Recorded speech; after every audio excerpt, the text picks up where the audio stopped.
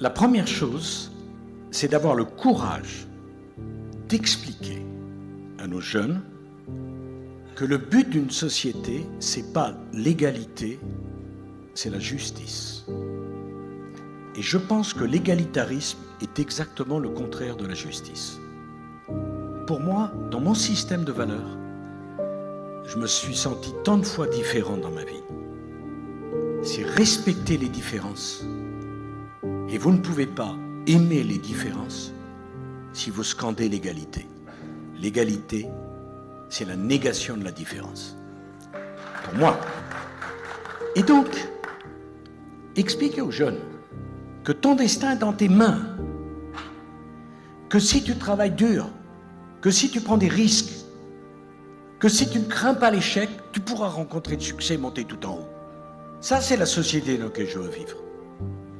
Pas une société où on m'explique que quoi que je fasse, j'arriverai à une petite moyenne, avec comme seule préoccupation de savoir si le voisin gagne un peu moins que moi ou un peu plus que moi.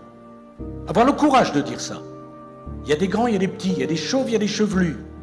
Il y a des très énergiques, il y a des très mous. Même chez les présidents. Je parle pour passer naturellement. Bon. Et je pense que le sens d'une société, c'est que d'où que tu sois, où que tu sois né, tu peux aller tout là-haut. Moi, je m'appelle Sarkozy. C'était pas gagné pour devenir président de la République. Connaître moins de monde que je n'en connaissais à l'époque, c'est impossible. Tout le monde connaissait plus de monde que moi. Eh bien, je pense que tant qu'une société permet des trajectoires, mais ça ne veut pas dire qu'on tous on a la même ambition dans la vie. On peut très bien être heureux sans ambition. On peut très bien être heureux en ayant une vie très calme, très posée. Et au fond, le but de la vie pour une jeunesse, c'est de dire, dans la société marocaine du futur ou dans la société française, tu auras le droit de choisir ta vie. Cette fascination de la gauche pour le nivellement est horrible. Cette incantation pour l'égalité. La France est le pays qui a les impôts les plus élevés d'Europe et où le sentiment d'injustice est le plus élevé. Vous ne pensez pas qu'il y a quelque chose qui ne va pas? À chacun, selon le destin qu'il choisit. À chacun selon l'ambition qu'il le porte. À chacun dans le respect de sa différence. Au fond, je trouve que c'est beau de respecter les différences. C'est plus humain que de prétendre qu'on est égaux. Vous savez, je me suis engagé, il y a quelques années, dans la lutte pour lever de l'argent contre le cancer des enfants. Vous croyez qu'un gosse qui attrape une leucémie à 1 an, il y est pour quelque chose?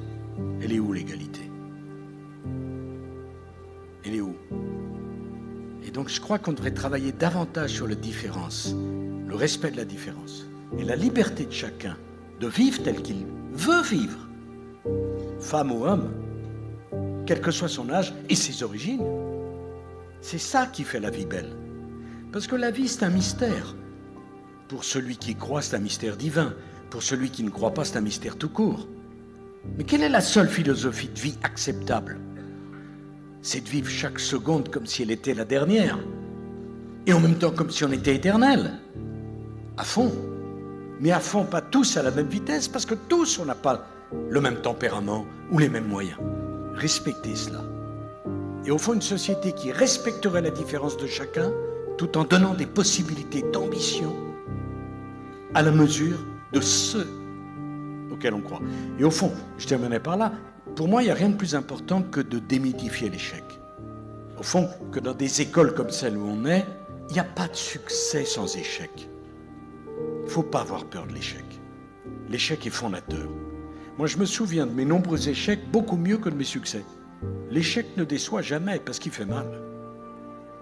On s'en souvient très bien. Je me souviens très bien de mes soirées de défaite. Soirées d'élection, moins.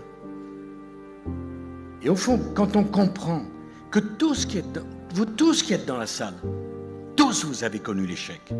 L'échec professionnel, l'échec personnel, familial, l'échec dans sa santé, la maladie. Et qu'au fond, le bonheur, il est dans l'épreuve surmontée, jamais dans l'épreuve évitée. Je pense que c'est ça, le message à donner aux jeunes. Moi, c'est ça que j'ai envie de délivrer. En respectant, bien sûr, que les uns veulent vivre à la campagne, les autres à la ville, les uns veulent partir à l'étranger, les autres chez eux. Tout ça, c'est respectable. Il n'y a pas un modèle de réussite. Mais il y a cette ambition. Et je n'aime pas l'évolution actuelle qui fait qu'on voit l'expression des différences comme un risque de désagrégation de l'unité. Je crois tout le contraire. Je crois que c'est parce qu'on est différent et respectueux de ces différences qu'on peut construire une unité qui a du sens.